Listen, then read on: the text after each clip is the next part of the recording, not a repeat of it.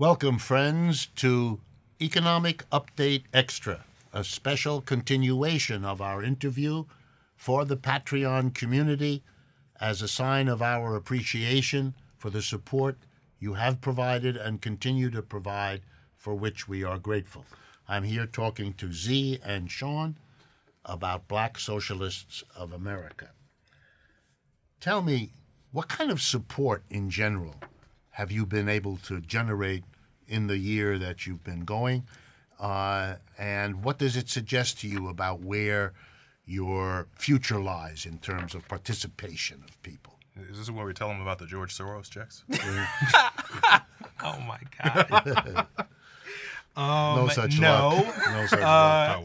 No, but the support is quite literally overwhelming. I mean, Tell us about it. yeah, we have, I think there's 10 core people involved in the day-to-day processes as of now. It's all volunteer ran. But we have hundreds of volunteers waiting virtually, all across the country, waiting to see what the next steps are, how they can get involved. And, our platform is, already over 33-some thousand people just in a matter of months virtually, which is, pretty incredible. And on top of that, there's a lot of artists and celebrities and creatives who want to get involved, not just, donating money, but they want to get involved in terms of helping to aid and shine a light on what socialism is. So it's been pretty great, and in terms of leftist organizations that are already out there, Democratic Socialists of America, various chapters all across the country, and most specifically the Libertarian Socialist Caucus has been the most supportive in terms of lending us help, whether it be in web development or connecting us with different people. Is there anyone else? We have our partnership with Cooperation Jackson. Yeah, we should mention Cooperation Jackson and also Symbiosis. We have a formal partnership with these two groups. I'm not sure if you're how familiar your base is with Cooperation Jackson, but they're a network of predominantly Black-owned cooperatives based out of Jackson, Mississippi, and for a lot of people into whether it be economics or the solidarity economy movement, they're really excited about what's going on there. It's sort of a model for, I mentioned the word before, but building dual power at the municipal level.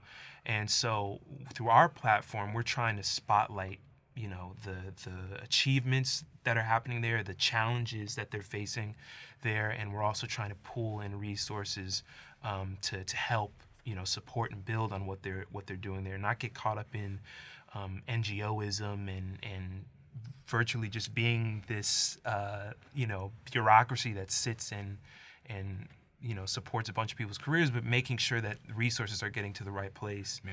And Symbiosis is primarily a research collective, and what they're doing is pretty much connecting all of the co-ops and worker self-directed enterprises, communes, all of the alternative democratic enterprises in the U.S., and trying to put together a Congress of municipal movements.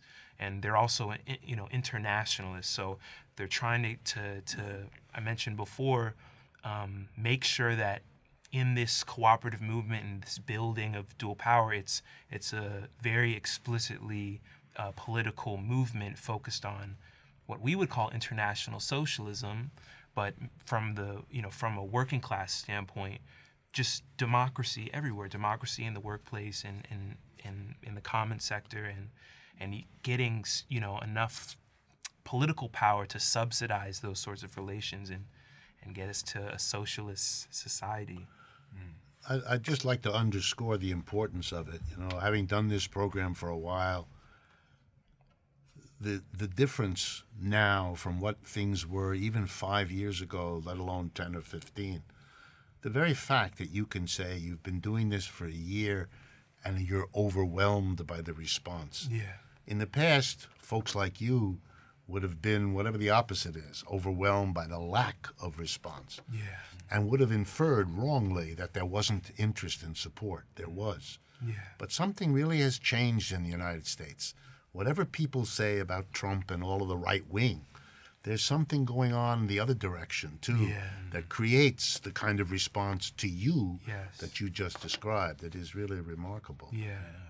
What is it, and I know this is difficult, but what are you hoping to do with this kind of response you've gotten? How are you going to provide activities, connections with the people that are interested? It's a matter, I think, of creating a network that they can communicate with each other and work with each other conveniently. I think that's probably been our biggest obstacle, is that there's just so many people in so disparate geographical spaces that it's difficult for them to unite together and build something together. I think the most important thing is to provide a platform and a network that they can communicate effectively with each other. Yeah, and I think one thing that we want to do is when we open up for donations and we get more resources, we want to put that towards developing systems, digital systems and tools that lend themselves to decentralized autonomous action. So people, BSA can be sort of a hub of information, of resources, whether that be monetary or whatever, so they can, when they get past, okay, I'm a socialist, okay, I've deconstructed what capitalism is, now I want to do something, they don't need to, go through some bureaucratic system or wait on anybody. They can get what they need, and get linked into the networks that we're building and start building democracy where they're at. And I think that's the ultimate goal that we're pushing for. And we also obviously want to make sure that poor and working class Black American communities don't get elbowed out or stiffed out of these opportunities, of this information, of these resources. And that's our primary focus. We're trying to reach poor and working class Black Americans, help us come together, and because things are going to get worse. It's going to get much worse than before it gets better. And so we're trying to come in and build around these concepts of mutual aid and many things we've mentioned before. For people listening and watching, where do they go? What do they do? How do you want to connect to them right now? Go to our website. BlackSocialists.us. We're actually in the middle of like a major website upgrade that should be coming out within the next few weeks. But right now, if you go to BlackSocialists.us, we have a glossary of socialist terms. We have a resource guide. We have a very brief sort of introduction to our strategy as an organization. But where most of our following is on Twitter at Black Socialists. We also have an interest form on there. If you want to join what we're doing, just go to join us at the top, and then just fill out a form. Tell us where you're from, what you think, all that good stuff. Eventually, we'll have a donate button, just so that people can support us financially. But we're working on it, guys. Yeah, we'll get there soon. Most people love the Twitter, I just want to say, because a large part of what we're trying to do is engage with popular culture, which I think historically the left hasn't done a real great job at doing. They kind of come in with this. A lot of people are insular, right? They have this idea that if the idea is mainstream, if it's out there, there's something wrong. There's something, there's something corrupted. We're trying to make everything as accessible as possible. So if you go on Twitter, you might see us going back and forth with Elon Musk one day or some other celebrities or artists. And we've been doing that. I think that's a huge part of why our social media platform has gotten so much attention and so many people have wanted to get involved. So tell me, is there a particular demographic, that's the language we use these days? I mean, you've mentioned Black working class people. Yeah. What about students? What about older folks? How are you approaching different communities? So when we say working class, we're not using it in sort of like the hack people who work in factories sort of sense, right? We're talking about people who, when I talked about the artificial separation of labor and ownership, we're talking about people that cannot rely on property ownership for their income. These are people that have to enter the labor market, have to work for wages. So student is someone who will eventually have to sell their labor. Somebody who's unemployed is someone who is suffering because they cannot sell their labor. Somebody who's underemployed is someone who is selling their labor but is not making enough on that return to live effectively. So all of these people who have fallen sort of on one side of that artificial separation are people that we want to reach out to, people who can benefit from that reunification. Yeah, and as I've mentioned before, education is really one of the biggest, it's the first thing that we're focused on, and we already have black students in different institutions, universities all across the country who want to start something where they're at, and so that's something we're trying to come up with a system and infrastructure that makes sure that something like that, projects, whether they're working groups or whatever it may be, are as effective and also safe as possible, because there is that reality too. You mentioned, how it's different now than 5 years ago, but as soon as we really got into this, we really could see why it hasn't existed for so long, because maybe 40, 50 years ago, there's the real threat being a black American is one thing, but being a black American socialist on top of it, your life is in danger, and you're putting yourself out there, you're making yourself vulnerable. Yeah. And we've mentioned this before, if there was a way we could have done this without ever showing our faces or our personal identities, that's what we would have gone for. But we recognize, people have to see our faces, they have to see, but safety is really important, and making sure that we're being effective, we're reaching. But when you say demographics, I usually think of age groups. No, not just, but yes. But I think so far it's been mostly young black Americans, millennials, who have engaged with us the most and who have been the most. It hasn't just been millennials. There's lots of older people, and not even just black people all across the world, quite literally, who are engaging and learning from the stuff we're putting out. But I do think there will be a younger sort of, we want to engage with younger artists, creatives, whether they be rappers, singers, and really sort of bring people in that way to the information.